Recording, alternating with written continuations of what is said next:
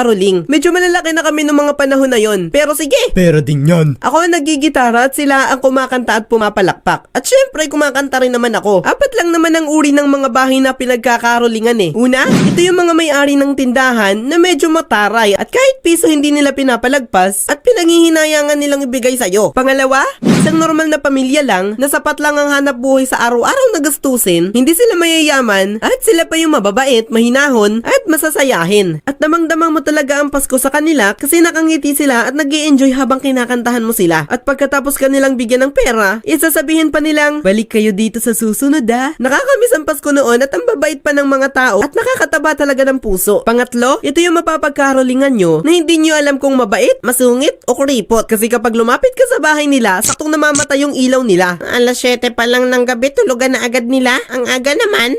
At pang-apat, yung pinakamasarap pangarolingan, yung mga nagiinumang laseng. Bakit? Kasi nagyayabangan sila at kapag ganun, hindi pwedeng maliit ang ibibigay ng isa. Kasi makikita sila ng mga kumpare nila na maliit lang ang bigay. O ito mga bata, 200. Tapos sasabihin pa nung isang kainuman na, O mga bata, ito pa oh. Doon naman kayo pumunta sa bahay namin ah. Kahit magpabalik-balik kayo doon ng 3 beses, okay lang.